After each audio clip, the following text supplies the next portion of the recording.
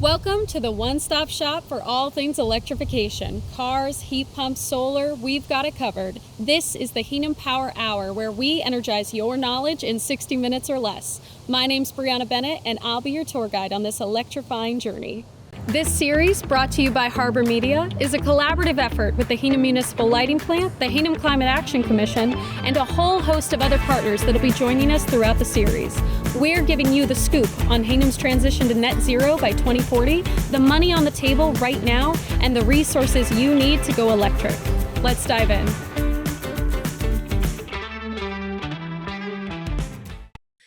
Hingham has a goal to be net zero by 2040. Net zero is about reducing our carbon emissions, which we create when we heat our home, drive a car, or do a lot of the things that we have to do every day.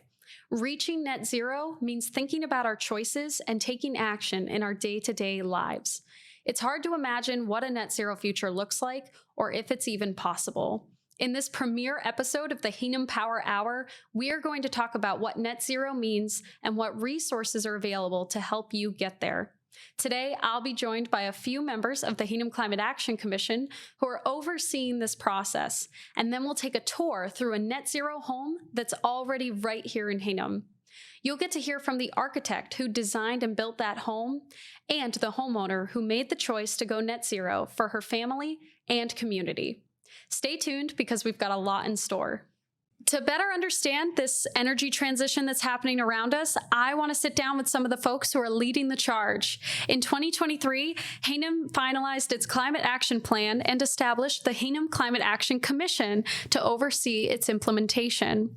The plan lays out the goal and suggested actions for Hingham to achieve net zero carbon emissions by 2040.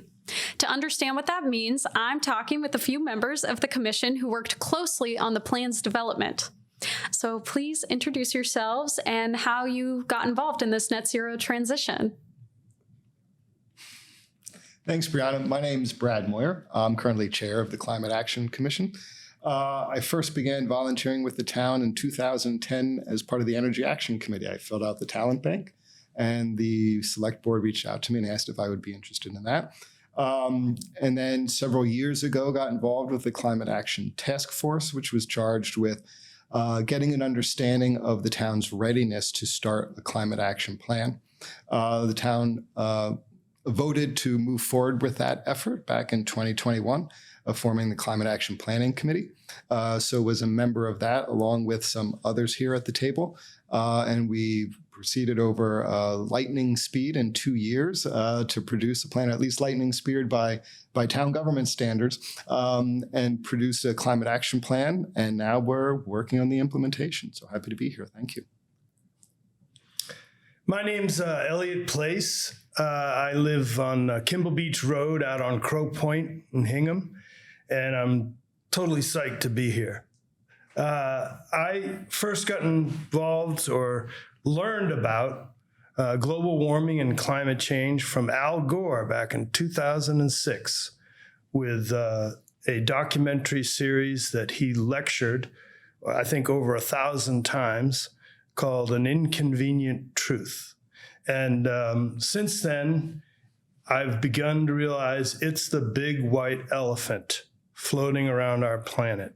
And if we don't do something about it, we're gone. And so I saw the opportunity to get involved in Hingham with a citizen group called Hingham Net Zero about 3 years ago. And from there, I followed a similar path to Brad. I found out that there was going to be a climate action planning committee to create a climate action plan, which is crucial. And we worked on that for a year and a half, maybe more, and then transformed into the Climate Action Commission, which is in charge of overseeing the implementation of the Climate Action Plan. And that's where we're at right now, and I'm very happy to be here. Thanks. Hi, I'm Joanne Heilman. And my climate journey began actually quite a number of years ago when I was volunteering at the New England Aquarium. And as part of our mission, we began as educators of the public to try to get the public to understand that climate change was happening and what that meant, what caused it, and teaching people that it was human activity and burning of fuels that added these gases to the atmosphere that created essentially a heat-trapping blanket that was warming our planet. So that became very important to me as part of that volunteer work. And when I moved to Hingham in 2019, I discovered that there was a citizens group doing work locally, which was what Elliot just mentioned, Hingham Net Zero. So I joined that group right away and have spent most of the last several years working with Hingham Net Zero to help the volunteers who were working on the plan, to help persuade the town that it would be a good idea for us to have a plan and a committee and all of that. And then once the plan was created, when there was a need for more people on the commission, I thought, well, all right, I will step forward and do that. And I see this very much as a think globally, act locally kind of activity. Hi, I'm Matt Curran. I just joined the committee this past year, so I feel I'm new to the game, but I'm enjoying learning a lot about what the Climate Action Plan has been, what some of the folks have done in their implementation of it, and so there's certainly a lot to learn. We'll probably get into more of that discussion tonight about heat pumps and where the emissions are coming from, and some of the different committees in the town that all work together and collaborate. But yeah, again, kind of like Brad said, but not as many years ago, I raised my hand to volunteer as part of the volunteer bank. And so it's been great just to see and learn from all the different members of the committee and the commission now to see how everything comes together as we look ahead to 2040 for sure. It's great to hear about all of your backgrounds. I think it's interesting that we all come from different places and then we get into this climate space. I do keep hearing the term net zero a lot, and we've all been using it. Can someone speak to what net zero means? Sure. So we have actually struggled with defining what net zero is. We worked at it quite a bit in creating the Climate Action Plan. And we came up with the following definition: a condition in which total carbon emissions, carbon footprint, if you will, attributed to an entity or organization are equal to the total carbon captured or sequestered and attributed to that entity or organization. Now, that sounds a little complicated, but carbon emissions refers to carbon gases that are released into the air through primarily the burning of fossil fuels.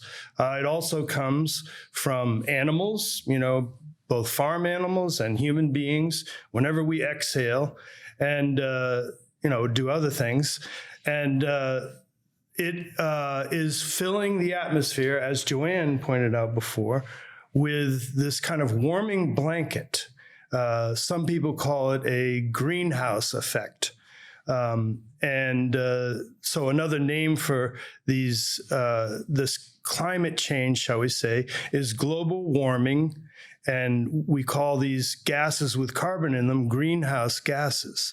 So that's the part that goes out into the atmosphere and is causing our planet to heat up, and is causing our seawaters to rise, and is causing turbulence in the weather, and is causing lots of problems that, unless we face them and deal with them, will be insurmountable. On the other side of the coin here, in reaching a balance called net zero, is the carbon which is sequestered or pulled out of the atmosphere primarily by plants and trees. Trees absorb carbon through carbon dioxide. And It is that balance which is crucial. Unfortunately, the amount of carbon that we are emitting into the atmosphere way overcomes the amount being sequestered by plants. So, it's like 10 to 1 or something as far as carbon emissions go compared to what plants and trees absorb. But anyway, it's that balance of net zero that we're trying to reach. Any of you have comments on that, or? Yeah, thanks, Elliot. I would just add to that, net zero is fundamentally a problem of measurement, right? As in, what does the term mean and how does it apply to Hingham? If you read in this space, you'll hear of scope 1, scope 2, scope 3, scope 4 emissions, and the plan certainly goes into those elements. But when we think about what does net zero mean for Hingham, it's principally a question of control. So I'll give you an example. It's summertime. People are traveling to the Cape. They travel through Hingham to get there. So much of Massachusetts is coming down Route 3 and passing through Hingham. Those cars are emitting carbon in Hingham. Do we count those cars for net zero purposes? We can't control travel through our town. We can estimate it. We can kind of come up with some measurements, and we have done that. But if we can't control it, can we truly include that as a type of net zero goal within the town? So we focus on those things that we control. On the other side, on the sequestration point that Elliot was mentioning, we're blessed with a lot of natural protected land. We have Wampatuck Park as part of Hingham. Huge forested area, does wonders for sequestration. It's a state-owned property. Do we get to claim all of that carbon sequestration as part of Wampatuck in Hingham's count to net zero? I would like to say yes, it makes our goal easier, but it feels like it's cheating a little bit too, right? So we need to be careful about how we think of what we can control and how we get to a zero level based on what we inventory from carbon and how we calculate it. Thank you. Any other thoughts on it? Not right now. I think that was a really great explanation of net zero. Thank you, Elliot and Brad. I do just want to understand more for myself and the Power Hour audience. Why is the goal to be net zero by 2040? I'll leap in there. A lot of places have used the year 2050 as their goal for this.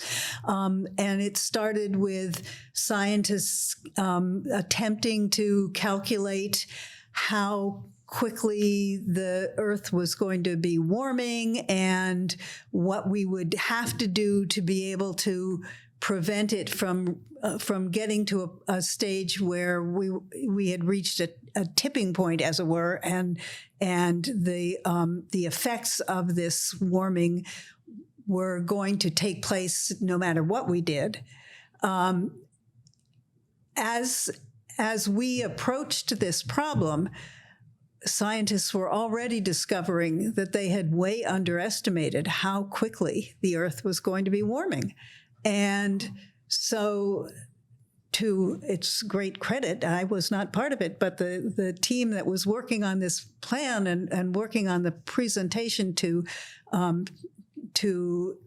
engage the town and get the town to vote in favor of creating the plan, decided we needed a more rigorous goal and picked the year 2040.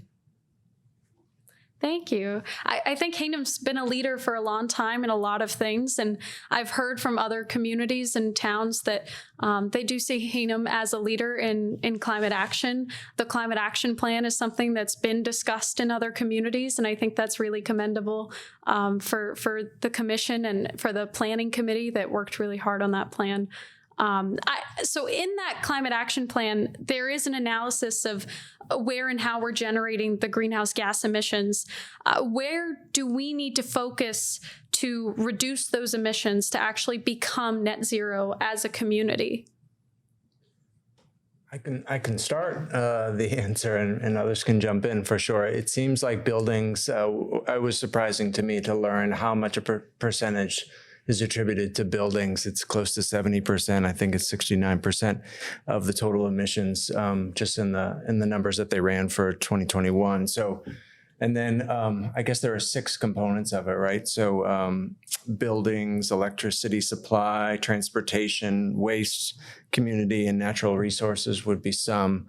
But really the focus would be, and a lot of it is focused more on new construction, not, if we think about the houses and the municipal buildings or some of the commercial properties in the town, transportation was another at 23%, and then electric supply at 7%. So those are just some of the components of it to be aware of, I guess. And I think too, when we think of those components, we also then think, well, how are they implemented? When we think about the town as a whole, we're part of a municipal chartered commission. And so there's the municipal government level, right? And they have their own properties, they have their own activities, and hence they have their own admissions, and they can control those, or at least work to control those. But as Matt noted, buildings constitute 69%. The most prolific number of buildings in the town are personal homes, and most of the town is oil-based heat, and then after that is natural gas-based heat. And so those are carbon emitting activities. So if we're going to reduce that 69% eventually to zero, we have to get all the homes in the town on board. And then, of course, there's the commercial sector too. There's Derby Street shops. We're blessed with plenty of businesses in the town, which is fantastic. And they also have their own admissions, and those things are within their control. So it's each of those areas, but then focused in each of those 3 sectors. And as a town, a plan, and a commission overseeing it, we have to think of the best way possible to get each of those groups rowing in the same direction and working towards a net zero. And it's a very different approach for each one. So there's a lot of work to be done. I would just add, I like to put in a plug for the Climate Action Plan, which is available to anyone through the Town of Hingham website. And all you have to do is Google Hingham Climate Action Plan, and you'll come to it. And it is a very in-depth approach to exactly this question. What are we going to do? And there are different levels to it. So you could just approach it from the introductions and the executive summaries and get just a kind of a basic look at it. Or you can go into each section that we've just talked about and read in more detail. And even further detail, you can go into the appendix and find many actionable items, that we each can take on, either in our homes or our government, commercially. Just there are so many ways, and we need to use every strategy we can. Every strategy.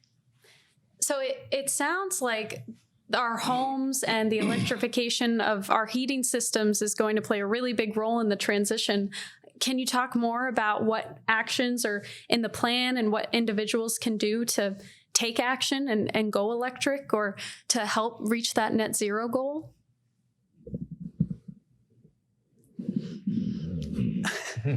Looks like I'm going to speak. Jordan, you jump in, but one of the challenges, as Brad was just saying, is the number of homes in Hingham that are oil, heated. And so, but sometimes gas isn't available on that street. There's a certain town you can look to see where oil and gas are available. But I think, and maybe we can talk more about this, but when people start to think about their individual home and how old is your boiler and when might it need to be replaced, that's really where the conversation starts. And that's where we hope people will start to look at the resources as to how to take those steps. But yes, and we already have stories of people who have heard us say this: make a plan, think ahead, and who decided, all right, I should do that, and then all of a sudden their boiler was going and they realized, oh, I'm actually going to have to act on that plan. And they were ready to do something that, rather than replace their fossil fuel burning system with yet another one, that they could electrify. And that's what we're aiming to begin to get the word out to people, that it's not that hard. And in the end, you're probably going to save yourself a lot of money if you change over from burning oil. We know you'll save money if you change over from burning oil to running a heat pump, an air source heat pump. But even burning natural gas, which is considerably less expensive, in the end, you will save money by changing and not doing that. But we're not expecting people to make this change if you've got a brand new system or one that's only 5 years old. Okay, you can wait until it's going to go, but it's going to go sometime. And you need to be ready to make the change then, so that you're not continuing the problematic burning of fossil fuel. Yeah, and I would just add that there are many incentives out there from the state government and from our local Hingham Municipal Lighting Plant, and there is plenty of advice available to help people with this transition. And if you go to the Hingham Municipal Lighting Plant website, and which tab should they go to? Oh, it's sustainability up at the top. When you click on that, you'll go to Electrify Hingham. Or you could just type in www.hmlp.com/Electrify Hingham. It'll take you right to the webpage where you can find all those incentives and resources. As someone who does work at the Hingham Light Plant, I'm telling everyone to please take advantage of our different rebates and programs to go electric and to be a part of the transition. It is interesting how much money is just on the table for people right now from the light plant or from the federal government with the Inflation Reduction Act. The state government has programs like More EV and different things that people can take advantage of. And we just largely don't know about it. I mean, there's too much information out there. It's hard to navigate. But I think the light plant and the commission and a lot of local groups are here to help people. I do want to take a moment to talk about cost. I know the past few years have seen a marked increase in inflation, and a lot of families are under cost pressures right now. So what is the transition to net zero going to cost us? What's it going to look like? Are taxes and utility prices going to increase, or what's going to be needed to support that transition? I don't mind jumping in to start on this one. It's a big topic, and I'm sure everyone will have a view on it. But the short answer is an unfortunate one, which is we don't know. And why do I say that? It's because there's a lot of time now between today and 2040. It'll go fast, but there's still a great amount of time. And so technologies are evolving, they're changing. If you think where we were 10 years ago with solar panel technology, with air source heat pumps being cold climate ready or not, a great deal has changed. And as solar and heat pumps become more and more available, the cost to produce go down. But when we think about costs, I guess a couple of things. One is at the Commission, we are very much focused on the carrot over the stick method, at least certainly with regard to homeowners, because of those cost pressures. Joanne was mentioning quite rightly that, compared to carbon producing systems, like an air source heat pump or so, or even a geothermal system, over time would be less expensive. But what about the upfront cost? In some cases, the upfront cost could be higher depending on your system and depending on what you're looking to do. And that's where, when Elliot was mentioning the incentives and the great programs that HMLP offers, along with those who may have access to Mass Save if you are a gas customer in town, or even other federal incentives out, they're targeted to help reduce that upfront cost hit to make it more palatable today, so that you can have even more savings generated over time. Most all of this technology over the life cycle of it is more efficient, more cost effective on the life of ownership. But sometimes the upfront can be that hit. So we're trying to tackle upfront to make it more palatable to achieve those great savings sooner over the life of the product. I just wanted to mention another thing that the town can do. And this is, we've been talking about incentives, in essence, pulling folks towards net zero carbon emissions. But also there's a push part of this. And we have just voted as a commission to support the opt-in specialized building codes, which are codes directed towards new buildings. And they will help facilitate the transition in new buildings to being wired for electricity and being wired for heat pumps and being ready for solar. And I just think it's very important that we realize we need that important aspect as well. Great. Any other thoughts that people want to add to the conversation before we start to wrap up? I have one other thing to say, which is I know that one thing that people often ask is, well, if everybody makes everything all electric, where is this electricity going to come from? And isn't that burning fossil fuels too? And I think one of the blessings of being a resident of Hingham is that we have the municipal lighting plant, which is working with us on this transition and increasing the amount of electricity available to us at the same time that it is working very hard to move to a completely non-fossil fuel based power sources. And it makes it so that as we as a commission look ahead at what our job is, that big piece of it is already covered. So we're grateful to have the HMLP as our partner. Hear, hear. HMLP is glad to be here.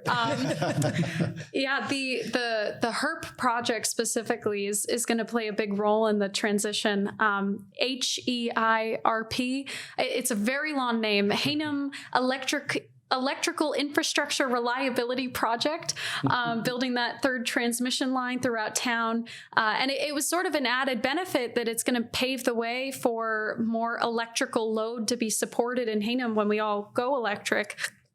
Initially, I think that project came about because we knew the two transmission lines coming into Hingham are along the train tracks. And so if a train derails, we're going to lose power, and we don't ever want to be in that situation. There was a situation maybe 2 years ago now, where Hingham, half the town lost power because we had a failure on one of the transmission towers. So reliability is one of HMLP's top priorities. So we don't want the power going out on anybody. I think we pride ourselves on getting everyone up and running. Our linemen do a really good job. So I do want to ask for folks that are listening and want to continue this conversation with the Climate Action Commission, when do you all meet? Can people join those meetings? I know we'll be having a lot of these conversations throughout the Power Hour series, but I think it would also be great for people to come to your meetings and get to meet you and talk with you about the work that the commission is doing.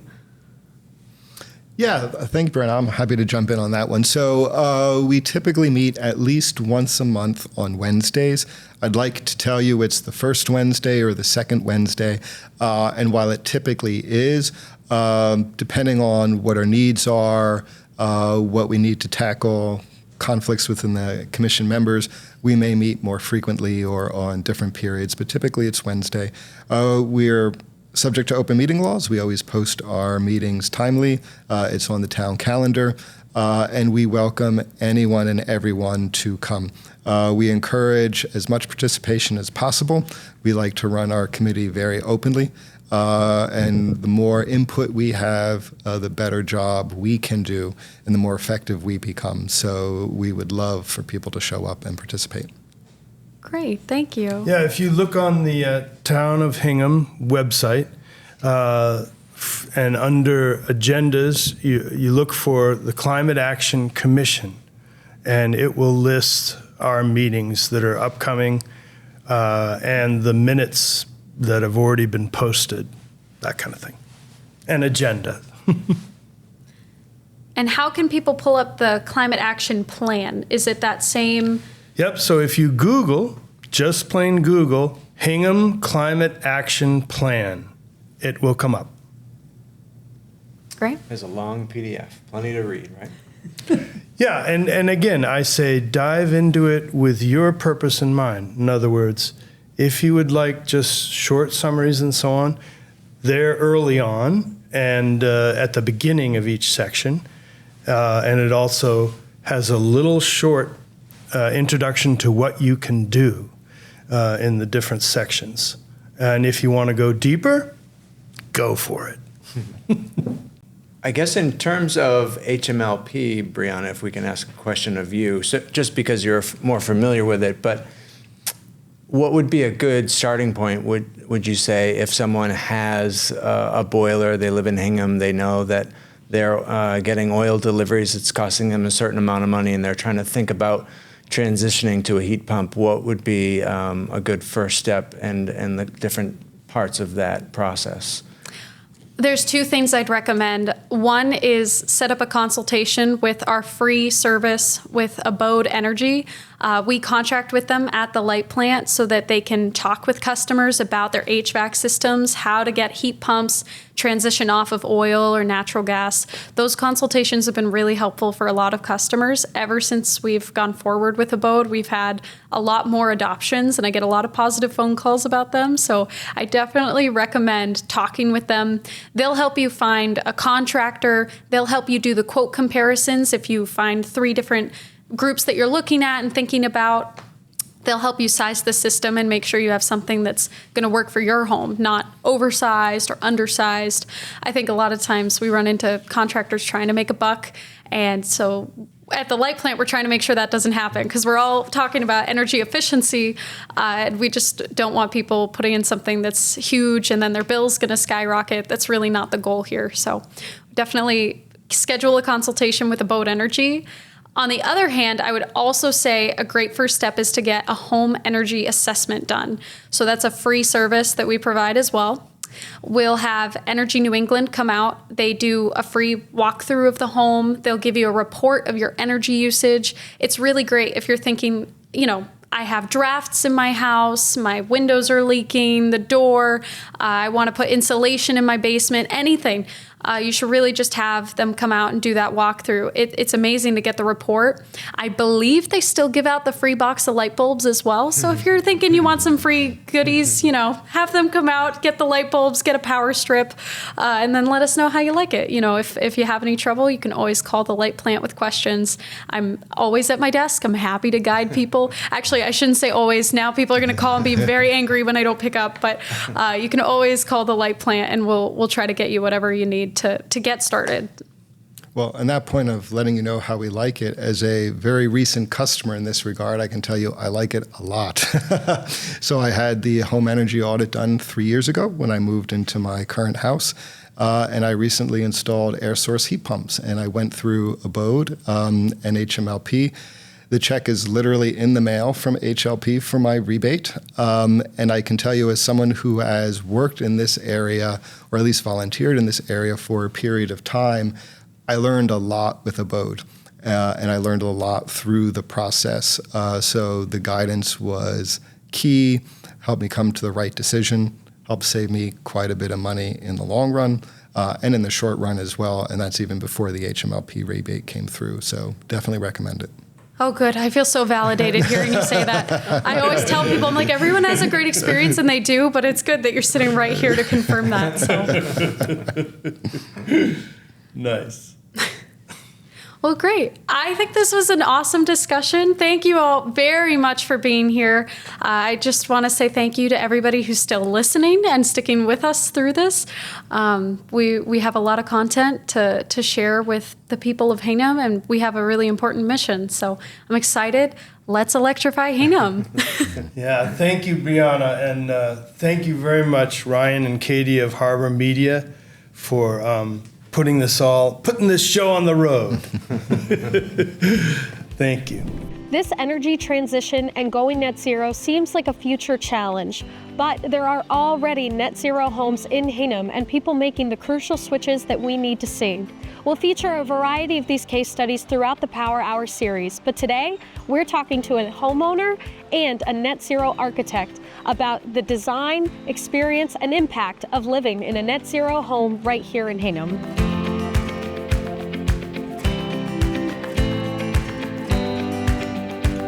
Hi, so I'm sitting down with the architect who actually worked on this home and made it come to fruition, Stephanie Horowitz. Thank you for sitting down with us and having this interview. Please introduce yourself and talk about your role and how you got involved in the net zero space. Awesome. Well, thanks for inviting me, Brianna. My name is Stephanie Horowitz. I'm an architect and managing director at Zero Energy Design. And I've really spent my whole career focused in this space, in designing high-performance homes and buildings. My partners and I started a firm almost 20 years ago called Zero Energy Design, and designing net zero homes is really our focus. It's all we do. Great. And you said, so you're the managing director at Zero Energy Design? Yep. That's great. Yeah, I am. And my partner, Jordan Goldman, designs all of our in-house mechanical systems. He's sort of a building science expert, and we love running an architecture firm with this kind of unique focus on sustainability. Well, so what are the key principles that went into designing this net zero home? Mm-hmm. Yeah, so we really start with design, with making sure that we right size the house to the client and their lifestyle and their family. Optimize the design for the site. We've got this amazing view of the marsh. We've got great solar exposure. So you might notice that the gable roof, for example, kind of skews to the south to maximize that production area for solar. And after we kind of iron out the design, we're following this path to zero. And it starts with efficiency, with really designing a robust insulation and air sealing system with high performance windows to reduce the need to heat and cool the home. And then we design high performance all electric heating and cooling systems along with domestic hot water. And finally, we can offset energy use when appropriate with rooftop solar. Nice. I'm sure Hingham being in the Northeast poses its own set of challenges with our cold weather and powerful storms. Did you have additional considerations you had to make because we're here in Hingham? It's a good question. We're based in Boston and we design homes from New Jersey to Maine. So we are no stranger to cold climates and coastal environments.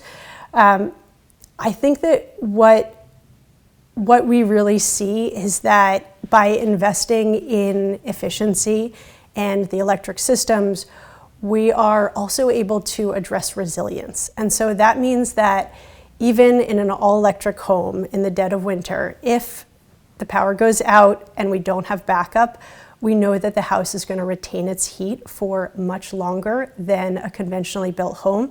And once the sun comes out during the day, it's going to warm up and kind of retain that heat. And so one added benefit, aside from the reduction in carbon footprint, is really about comfort for the family and resilience.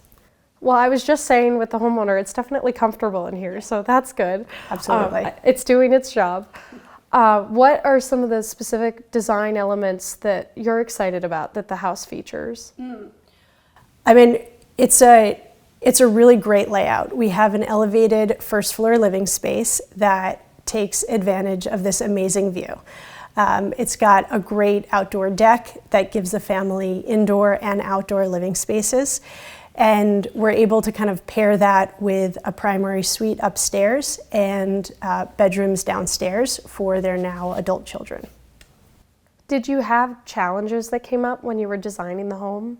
You know, we started construction almost 9 years ago at this point, and I think we finished maybe 7 years ago. And finding contractors who had experience with this type of construction and these type of systems was more of a challenge at the time. But we've seen a real increase in the industry with contractors who are interested and motivated to design, to build homes like this. And so that's been a great kind of evolution since then. Well, that's great to hear. Do you think homeowners are becoming more interested? Have you seen a lot more, I guess, people coming in asking for quotes and things and houses getting built like this?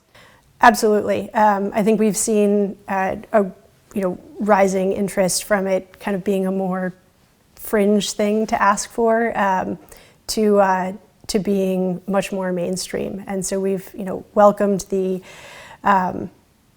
increase in inquiries, but really just in general in people building homes like this, like Deborah and Greg, and also in having more and more trade partners who are excited to build in this way. Do you have any tips for people that are thinking about building their own net zero house? Yeah, I would say start with efficiency and a good electric service, and look for an experienced design and construction team to kind of lead you through the process. Okay. Well, I work for the light company, so I can say we have good electric service. Awesome. Good to hear. That's great, though. Thank you so much. And I know we've got a lot to see with this house. It's a beautiful space and it's a beautiful day. So thank you for coming and doing the interview. Awesome. Thanks for having me. So I'm excited to be sitting down with you to get to talk about your beautiful net zero home in Hingham and sustainability. Please introduce yourself and how long you've been living here in Hingham. Thanks, Brianna. I'm Deborah Smith, and I've been living here in Hingham for about 15 years. My husband, Greg Foy, and I built this house about 7 years ago, and we have 6 kids between us, 4 of which went to Hingham schools. Wow, big family. I like that. Big family. Did you have any thoughts about what net zero meant to you or sustainability when you were going into this? So, well, we are a blended family, and when it came time to live together and become a blended family, we decided to build a house. And I've always been interested in green and what green means, like being sustainable, saving the trees, and doing as much as I could, but I really didn't know the term net zero until I started thinking, well, if I'm going to build a house, it should be a green house. And then when I started Googling greenhouses and architects, I came across my architect, Stephanie, and Zero Energy's design, and loved what she was doing, so made the decision very easy to build a net zero house. Oh, that's great. So that's where the idea initially came from, mostly Google searches? Searching for an architect who would build what I considered a greenhouse, and then I learned the term net zero and what that meant, and then it was full speed ahead, especially when I saw her houses. Oh, nice. Yeah. Do you have favorite parts about the house? I love the whole house, but my favorite part, I think, is how comfortable it is to be inside no matter what the weather is. It's a very quiet, draft-free house. We never open the windows, which kind of goes, I used to be, I would normally open windows all the time and be inside, outside, but a net zero house is really set it and forget it. And so we could be in the middle of a blizzard right here, and I'd be sitting here with a t-shirt, or it could be sweltering heat wave, and the house is always a comfortable place to be, to live in. What was it like before? Were you living in a drafty house? We were living in this space. We tore down a house, and it was a modern house, but not like this. It was very drafty, yes. It did have a lot of glass out to the salt marsh, but nothing as purposefully designed as this. And I grew up in old houses, which I love old houses, but I could never live in one again. After living in a contemporary, purposefully designed net zero house. Now you know. Now I know, yeah. Were there any, I guess, big changes with this besides no more drafts that with this house that affected your daily life? I enjoy working from home more. I enjoy being home more. My daily life, not really. Other than being very comfortable in my space, yeah. Okay, no, that's good. You don't want the house to have taken something away from you, or I know we're sitting in an all electric space, and there are different changes that sometimes people may not adjust to it or something. There could be something, who knows, maybe you really liked the drafts. Maybe you wanted a breeze coming through the house randomly. Yeah. So what big decisions did you have to make in the design process when you were thinking about how to make this space come to fruition? There was a lot of small decisions and big decisions. But for example, I envisioned building a house. I love those big gas stoves. And when I talked to Stephanie, the architect, about that, she nudged me towards doing an induction stove because it's much easier to offset your energy consumption when everything is electric. And I didn't know anything about induction stoves, and now I love it, and I would never go back to a gas stove. So it ended up being a good decision, but also benefiting the house and our energy usage. Were there any challenges that came up when you were building the house? The biggest challenge was finding a builder that knew how to build a net zero house. These windows are triple pane German windows. The big part of a net zero house is the envelope. And so the windows, the systems, everything, even, the walls, everything is designed with a purpose, and a lot of builders just didn't know how to build to that expertly. Yeah. Well, it's good that the net zero design firm that you chose did. Yep. Were there any benefits that have come out of this house that you've really enjoyed, or drawbacks? I'd say the biggest benefit is feeling like, okay, I don't have a big carbon footprint, and how quickly the world has changed, even from when we designed this house and decided to build it. It's really, the world is changing so quickly. It makes me so happy to have made the decision and to feel comfortable knowing, okay, we do have a small carbon footprint.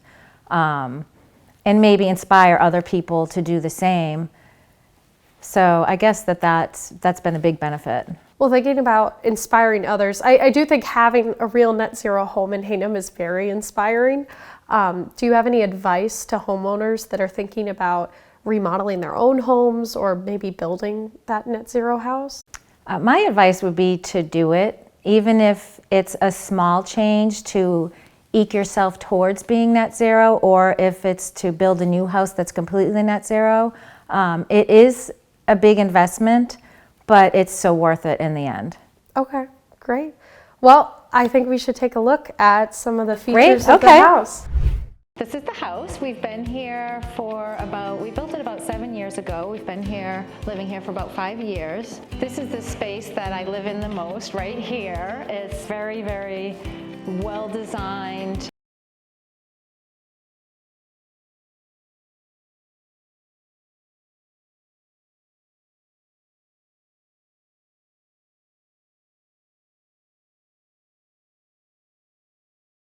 gas ranges, but that's not sustainable. My architect steered me towards an induction stovetop. I wouldn't have it any other way now that I'm used to using it. It's easy to clean, it's unbelievable to cook with, and it's energy efficient. So this is the kitchen space right here, and really we wanted the house to be small, ultimately just to be big enough for my husband and I to live here. Even though we have 6 kids between us, we knew they were all getting older quickly, and we would be here by ourselves. So one of the big challenges with designing this house was making it small enough for he and I to be comfortable in once the kids were all grown, but big enough to accommodate and be flexible for adult kids coming in and out. So this space was what I envisioned, just one space that you live in, you know, with a kitchen, living room, and dining room being a big open area.